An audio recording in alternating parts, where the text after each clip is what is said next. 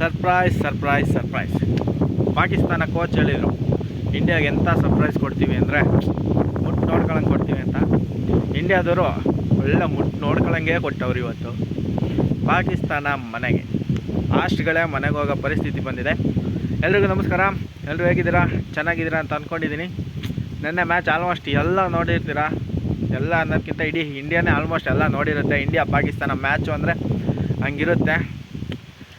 ನಿಜ ಹೇಳ್ಬೇಕಂದ್ರೆ ಮ್ಯಾಚು ಒಂದು ಟೈಮಲ್ಲಿ ನನಗೆ ನಿದ್ದೆ ಬರ್ತಾಯಿತ್ತು. ಯಾವ ಟೈಮಲ್ಲಿ ಎಲ್ಲನೂ ಹೇಳ್ತೀನಿ, ಬನ್ನಿ ವಿಡಿಯೋ ಶುರು ಮಾಡೋಣ. ಮೊದಲು ಟಾಸ್ ಗೆದ್ದಂಥ ಪಾಕಿಸ್ತಾನ ಬ್ಯಾಟಿಂಗ್ನ ಆಯ್ಕೆ ಮಾಡಿಕೊಂಡ್ರು. ಅಲ್ಲೇ ಡಮಾರ್ ಅಂತ ಅಂದ್ಕೊಂಡೆ ನನ್ನ ಪ್ರಕಾರ. ಯಾಕೆಂದರೆ ದುಬೈಯಲ್ಲಿ ಚೇಸ್ ಮಾಡಿ ಒಂದು ಮ್ಯಾಚ್ ಆಲ್ರೆಡಿ ಇಂಡಿಯಾ ಗೆದ್ದಿದ್ರು. ಅದು ನೋಡಿದ ಮೇಲಾದರೂ ಚೇಸ್ ಮಾಡ್ತಾರೆ ಅಂತ ಅಂದ್ಕೊಂಡಿದ್ದೆ. ಬಟ್ ಅವರು ಚೇಸ್ ಮಾಡಿ ನ್ಯೂಜಿಲೆಂಡ್ ಮೇಲೆ ಸೋತಿದ್ರು, ಚೇಸ್ ಮಾಡೋಕ್ಕಾಗ್ದಲೆ. ಆ ಕಾರಣಕ್ಕೋಸ್ಕರ ಅವರು ಚೇಸಿಂಗ್ನ ಆಯ್ಕೆ ಮಾಡ್ಕೊಳ್ಳಲಿಲ್ಲ, ಬ್ಯಾಟಿಂಗ್ನ ಆಯ್ಕೆ ಮಾಡಿಕೊಂಡ್ರು. ಬಂದರು ಬಾಬರ್ ಅಜಮ್ಮು ಮತ್ತು ಇಮಾಮ್ ಉಲ್ಲಕ್ಕು.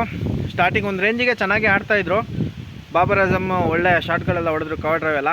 ಅದಾದಮೇಲೆ ಬಾಬರ್ ಅಜಮ್ನ ಹಾರ್ದಿಕ್ ಪಾಂಡ್ಯ ಔಟ್ ಮಾಡಿದರು. ಅದಾದಮೇಲೆ ಇಮಾಮ್ ಉಲ್ಲಕ್ ರನ್ನೇ ಇರಲಿಲ್ಲ. ಅಲ್ಲಿ ಹೋಗಿದ್ದು ಯಾರ ಕೈಗೆ? ಅಕ್ಷರ್ ಪಟೇಲ್ ಕೈಗೆ. ಇಂಡಿಯಾದಲ್ಲಿ 3 ಜನದ ಕೈಗೆ ಹೋದರೆ ಓಡೋ ಅವಶ್ಯಕತೆನೇ ಇರೋಲ್ಲ, ಪಕ್ಕಾ ರನ್ಔಟ್ ಅಂತಲೇ ಹೇಳ್ಬೋದು. ಆಬ್ವಿಯಸ್ಲಿ ಜಡೇಜಾ ಒಬ್ಬರು, ಅಕ್ಷರ್ ಪಟೇಲು, ವಿರಾಟ್ ಕೊಹ್ಲಿ. 3 ಜನದ ಕೈಗೆ ಹೋದರೆ ಅವ್ರ ಹೆಸರು ತೊಗೊಂಡ್ರೆ ಮುಗೀತು, ಮ್ಯಾಚ್ ಮುಗೀತು ಅಂತಲೇ ಹೇಳ್ಬೋದು. ರನ್ಔಟ್ ಆದರು. ಅದಾದಮೇಲೆ ಶುರುವಾಯಿತು ನೋಡಿ ಮ್ಯಾಚ್. ರಿಜ್ವಾನು ಸಾವು ಶಕೀಲು. ಆ ಟೈಮಲ್ಲಂತೂ ಲಿಟ್ರಲಿ ಹೇಳ್ಬೇಕಂದ್ರೆ ನನಗೆ ನಿದ್ದೆ ಬರ್ತಾಯಿತ್ತು. ಯಾವ ರೇಂಜಿಗೆ ಬೌಲಿಂಗ್ ಮಾಡ್ತಾಯಿದ್ರು ನಮ್ಮ ಇಂಡಿಯಾದವರು ಅಂದರೆ ಒಂದೊಂದು ರನ್ ತಳಕು ತಿನ್ಕಾಡ್ತಾಯಿದ್ರು ಪಾಕಿಸ್ತಾನದವರು. ಅಷ್ಟು ಅದ್ಭುತವಾಗಿ ಬೌಲಿಂಗ್ ಮಾಡಿದರು. ಸ್ಪಿನ್ನರ್ಗಂತೂ ಅವರು ಬಾಲ್ ಬರೀ ಟುಕ್ಕು ಅಂತ ಬರೀ ಎಂತ ರೊಟೇಟ್ ಮಾಡೋಕ್ಕೂ ಆಗಲಿ ಆ ಸ್ಟ್ರೈಕ್ನ. ODI ಕ್ರಿಕೆಟಲ್ಲಿ ಮೇಯ್ನ್ ಇಂಪಾರ್ಟೆಂಟ್ ಏನಪ್ಪ ಅಂದರೆ ಸ್ಟ್ರೈಕ್ ರೊಟೇಷನ್ನು. ಅದನ್ನೇ ಮಾಡಲಿಲ್ಲ ಪಾಕಿಸ್ತಾನದವರು. ಇಂಡಿಯಾದಲ್ಲಿ ವಿರಾಟ್ ಕೊಹ್ಲಿ ಯಾವುದೇ ರೀತಿ ಸ್ಟ್ರೈಕ್ ರೊಟೇಷನ್ ಮಾಡ್ತಾಯಿರ್ತಾರೆ, ಆ ಥರ ಮಾಡಬೇಕಿತ್ತು. ಆಬ್ವಿಯಸ್ಲಿ ಮಾಡಲಿಲ್ಲ. ರಿಜ್ವಾನು ಯಾವ ರೇಂಜಿಗೆ ಆಡಿದ್ರು ಅಂದರೆ ನನಗೆ ನಿದ್ದೆ ಬಂತು. ಆಲ್ಮೋಸ್ಟ್ ನಿದ್ದೆ ಮಾಡ್ತಾಯಿದ್ದೆ. ನಮ್ಮ ಮನೇಲಿ ನಮ್ಮ ಅಮ್ಮ ಎಬ್ಬಿಸ್ತೆ ಮತ್ತೆ ಮ್ಯಾಚ್ ನೋಡ್ತೀನಿ ಇಂಡಿಯಾ ಪಾಕಿಸ್ತಾನ ಅಂತ ಹೇಳ್ಬಿಟ್ಟು ನಿದ್ದೆ ಮಾಡ್ತಾಯಿದೆಯಲ್ಲ ಅಂತ. ಅಷ್ಟು ಖರಾಬಾಗಿ ಆಡಿದ್ರು ಅಂತಲೇ ಹೇಳ್ಬೋದು ಒಂದು ರೇಂಜಲ್ಲಿ. ಅಷ್ಟು ನಿಧಾನಕ್ಕೆ ಆಡ್ತಾಯಿದ್ರು. ಅದಾದಮೇಲೆ ಸಾವು ಶಕೀಲ್ ಅವರು ಒಂದೆರಡು ಬೌಂಡ್ರಿ ಹೊಡೆಯೋಕ್ಕೆ ಶುರು ಮಾಡಿದ್ರು. ಆವಾಗಲೇ ರನ್ ರೇಟ್ ಅಪ್ಪಾಗಿದ್ದು. ಸಾವು ಶಕೀಲು ಮತ್ತು ರಿಜ್ವಾನು ಬರೋಕ್ಕೂ ಮುಂಚೆ 4.5 ರನ್ ರೇಟ್ ಅವ್ರದ್ದು. ಅವರಿಬ್ಬರು ಆಡೋಕ್ಕೆ ಸ್ಟಾರ್ಟ್ ಮೇಲೆ ಅಂಡರ್ 4ಗೆ ಹೋಗಿತ್ತು. ಆಲ್ಮೋಸ್ಟ್ 3.8 3.5ಗೆ ರನ್ ರೇಟ್ನ ತಗೊಂಡೋಗಿದ್ರು. ಅಷ್ಟು ನಿಧಾನಕ್ಕೆ ಆಡ್ತಾಯಿದ್ರು. ಏನು ಸ್ಟ್ರೈಕ್ ರೊಟೇಷನ್ನೇ ಮಾಡ್ತಾಯಿರಲಿಲ್ಲ. 50 ಓವರಲ್ಲಿ ಮೇಯ್ನ್ ಬಂದುಬಿಟ್ರೆ ಸ್ಟ್ರೈಕ್ ರೊಟೇಷನು. ಟೈಮ್ ತೊಗೋಬೇಕು, ಇಲ್ಲ ಅಂತಲ್ಲ, ಬಟ್ ಇಷ್ಟೊಂದು ಟೈಮ್ ತೊಗೋಬಾರ್ದು. ಅದಾದಮೇಲೆ ಸ್ವಲ್ಪ ರೈಸ್ ಮಾಡೋಕ್ಕೆ ಶುರು ಮಾಡಿದರು. ಅದಾದಮೇಲೆ ರಿಜ್ವಾನ್ ಔಟ್ ಆದರು, ಸಾವು ಶಕೀಲ್ ಔಟ್ ಆದರು. ಅದಾದಮೇಲೆ ಶುರುವಾಯಿತು ನೋಡಿ ಸ್ಪಿನ್ನರ್ಗಳು ಅವಳಿ ಬಾಲ್ ಹೊಡಿಯೋಕ್ಕೂ ತಿನ್ಕಾಡ್ತಾಯಿದ್ರು. ಅದರಲ್ಲೂ ಕುಲ್ದೀಪ್ ಯಾದವ್ ಅವರು ಅದ್ಭುತವಾಗಿ ಬೌಲಿಂಗ್ ಮಾಡಿದರು ಅಂತಲೇ ಹೇಳ್ಬೋದು. ಅವ್ರದ್ದು ಕೂಡ ಇವತ್ತು ಹ್ಯಾಟ್ರಿಕ್ ಇತ್ತು, ಬಟ್ ಮಿಸ್ ಆಯಿತು. ಹ್ಯಾಟ್ರಿಕ್ ಬಾಲ್ಗೆ ವಿಕೆಟ್ ಬರಲಿಲ್ಲ. ಬ್ಯಾಕ್ ಟು ಬ್ಯಾಕ್ ವಿಕೆಟ್ ತೆಗೆದ್ರು. ಅವ್ರ ಕಡೆ ಲೋವರ್ ಆರ್ಡ್ರು ಏನು ಬೌಲಿಂಗ್ ಬಿಟ್ಟರೆ ಬ್ಯಾಟ್ಸ್ಮನ್ ಇಲ್ಲ ಅಲ್ಲಿ. ಯಾಕಂದರೆ ಆಲ್ರೌಂಡರ್ಗಳೇ ಕಮ್ಮಿ. ಖುಷ್ದಿಲ್ ಶಾ ಒಬ್ಬರೇ ಒಂದು ರೇಂಜಿಗೆ ಹೊಡೋರು. ಇಲ್ಲ ಅಂದರೆ 240 ಬರ್ತಾಯಿಲ್ಲ. ನಾನು ಒಂದು ರೇಂಜಲ್ಲಿ ನೋಡ್ತಾ ಇದ್ದಾಗ ಹೆಂಗೆ ಅನ್ನಿಸ್ತು ಅಂದರೆ 180 200 ಮ್ಯಾಕ್ಸಿಮಮ್ ಹೊಡಿತಾರೆ ಅಂದ್ಕೊಂಡೆ. ಬಟ್ ಖುಷ್ದಿಲ್ ಶಾ ಸ್ವಲ್ಪ ಅವ್ರು ಬಂದು ರನ್ ಹೊಡಿ ಇಂಟೆಂಟ್ ಕಾಣಿಸ್ತಾ ಇತ್ತು. ಬಟ್ ಅದೇ ಇಂಟೆಂಟು ರಿಜ್ವಾನ್ ಅವ್ರ ಕೈಯಲ್ಲಂತೂ ಕಾಣ್ತಾನೆ ಇರಲಿಲ್ಲ, ರನ್ ಹೊಡಿಯೋ ಇಂಟೆಂಟೇ ಇರಲಿಲ್ಲ. ಬಟ್ ಖುಷ್ದಿಲ್ ಶಾ ಒಂದು ರೇಂಜಿಗೆ ಹೊಡೆದ್ರಿಂದ 141 ತನಕ ಹೋದರು. ಅದರಲ್ಲೂ ಆಲ್ಔಟ್ ಆದರು 141 ಹೋಗಿ. ಇಂಡಿಯಾ ಅದ್ಭುತ ಬೌಲಿಂಗ್ ಅಂತಲೇ ಹೇಳ್ಬೋದು. ಯಾಕಂದರೆ ಸ್ಲೋವರ್ 1 ಆಗಿರ್ಬೋದು, ಕಟರ್ ಆಗಿರ್ಬೋದು, ಸ್ಪಿನ್ನರ್ಗಳು ಮಾಡಿದಂಥ ಬೌಲಿಂಗು. ಜಡೇಜಾ ಒಂದು ಬೋಲ್ಡ್ ಮಾಡ್ತಾರೆ, ಅದ್ಭುತವಾಗಿತ್ತು. ಏನು ಟರ್ನ್ ಆಯಿತು ಅಂತೀರಾ? ಜಸ್ಟ್ ಇಂಟ್ ಆಫ್ಟರ್ ಸ್ವಲ್ಪ ಟರ್ನ್ ಆಗಿದ್ದಷ್ಟೇ, ಬ್ಯಾಟ್ಸ್ಮನಿಗೆ ಉತ್ತರನೇ ಇರಲಿಲ್ಲ. ಅಷ್ಟು ಅದ್ಭುತವಾಗಿ ಮಾಡಿದರು. ಅದಾದಮೇಲೆ ಬಂದರು ನೋಡಿ ಇಂಡಿಯಾದವ್ರ ಬ್ಯಾಟಿಂಗ್ಗೆ ಕೇಳಂಗೆ ಇಲ್ಲ, ಅಷ್ಟು ಅದ್ಭುತವಾಗಿ ಶುರು ಮಾಡಿಕೊಟ್ರು ಇಲ್ಲೂ. ಮತ್ತು ನಮ್ಮ ಹಿಟ್ಮ್ಯಾನು ರೋಹಿತ್ ಶರ್ಮಾ ಒಂದು 6 ಹೊಡಿತಾರೆ. ಅದು ಹೊಡೆದ್ರೆ ಒಳ್ಳೆ ಫಾರ್ಮಲ್ಲಿ ಇದ್ದಾರೆ ಅಂತ ಅಂದ್ಕೊಂಡೆ. ಇವತ್ತು ಇವರಿಬ್ಬರೇ ಮುಖ್ಯ ಆಗ್ತಾರೆ ಅಂದ್ಕೊಂಡೆ. ಬಟ್ ಬೌಲಿಂಗಲ್ಲಿ ಬೋಲ್ಡ್ ಆಗಿಬಿಟ್ರು. ಯಾರು ಬೌಲಿಂಗಪ್ಪ ಅಂದರೆ ಶಾಹಿನ್ ಶಾ ಅಫ್ರಿದಿ ಅವ್ರ ಬೌಲಿಂಗಲ್ಲಿ. ಆ ಬಾಲು ತುಂಬ ಚೆನ್ನಾಗಿತ್ತು, ಅದ್ಭುತವಾಗಿ ಬೌಲಿಂಗ್ ಮಾಡಿದರು ಅಂತಲೇ ಹೇಳ್ಬೋದು. ಆ ಬಾಲಿಗೆ ಉತ್ತರನೇ ಇರಲಿಲ್ಲ ರೋಹಿತ್ ಶರ್ಮಾ ಅವ್ರ ಹತ್ರ. ಅಷ್ಟು ಚೆನ್ನಾಗಿ ಬೌಲಿಂಗ್ನ ಮಾಡಿದರು. ಅದಕ್ಕಿಂತ ಮುಂಚೆ ಎಲ್ಲ 6-4 ಎಲ್ಲ ಹೊಡೆದಿರ್ತಾರೆ. ಬಟ್ ಆ ಬಾಲ್ನ ಅವರು ಕಂಟ್ರೋಲ್ ಮಾಡೋಕ್ಕಾಗಲಿಲ್ಲ ಅವ್ರ ಕೈಲಿ, ರೋಹಿತ್ ಶರ್ಮಾ ಅವ್ರ ಕೈಲಿ. ಬೋಲ್ಡ್ ಆದರು. ಯಾಕಂದರೆ ಅವರು ಆಲ್ಮೋಸ್ಟ್ ಲೆಫ್ಟ್ ಹ್ಯಾಂಡರ್ಸ್ ಬೌಲರ್ಗಳು ಬಂದು ಅಂದರೆ ಅದೇ ಥರ ಔಟ್ ಆಗಿರೋದು. ಮೊದಲೆಲ್ಲ ಜಾಸ್ತಿ ಔಟ್ ಆಗ್ತಾಯಿದ್ರು, ಮೊದಲನೇ ಬಾಲ್ಗೆಲ್ಲ ಔಟ್ ಆಗ್ತಾಯಿದ್ರು ಇನ್ ಸ್ವಿಂಗ್ಗಳಿಗೆ. ಬಟ್ ಇವತ್ತು ಸ್ವಲ್ಪ 20 ರನ್ಸ್ ಹೊಡೆದು ಔಟ್ ಆದರು. ಆಮೇಲೆ ಬಂದು ನೋಡಿ ಪಾಕಿಸ್ತಾನಕ್ಕೆ ಹಬ್ಬ ಅಂತಲೇ ಹೇಳಬೇಕು. ಯಾಕಂದರೆ ಪಾಕಿಸ್ತಾನ ಅಂದರೆ ಅವ್ರಿಗೆ ಅಷ್ಟು ಖುಷಿ ಹೊಡೆಯೋಕ್ಕೆ. ನಮ್ಮ king Kohli back to form. ಯಾಕಂದರೆ ಲಾಸ್ಟ್ ಮ್ಯಾಚಲ್ಲಿ ತಿನ್ಕಾಡ್ತಾಯಿದ್ರು ರನ್ ಹೊಡಿಬೇಕು ಅಂತ, ಅಷ್ಟು ಪ್ರೆಷರಲ್ಲಿದ್ದರು. ಬಟ್ ಇವತ್ತು ಆ ಪ್ರೆಷರೇ ಕಾಣಲಿಲ್ಲ ಪಾಕಿಸ್ತಾನ ಅಂತ ಬಂದಾಗ. ಯಾಕೆಂದರೆ ನಾನು ಗ್ಯಾರಂಟಿ ಹೊಡಿತೀನಿ ಅಂತ ಇವ್ರಿಗೆ ಗೊತ್ತಿತ್ತು. ಯಾಕಂದರೆ ಪಾಕಿಸ್ತಾನ ಅಂದರೆ ಅಷ್ಟು ಚೆನ್ನಾಗಿ ಆಡಿದ್ದಾರೆ. ಕಳೆದ 3 ಸೆಂಚುರಿಗಳಿದ್ದು ಆಲ್ರೆಡಿ ಪಾಕಿಸ್ತಾನ ಮೇಲೆ. ಇವತ್ತು 4ನೇ ಸೆಂಚುರಿ ಬಂತು. ಒಂದೇ ಒಂದು ಚಾನ್ಸ್ ಕೊಟ್ಟಿಲ್ಲ ವಿರಾಟ್ ಕೊಹ್ಲಿ ಅವರು, ಅಷ್ಟು ಚೆನ್ನಾಗಿ ಆಡಿದರು.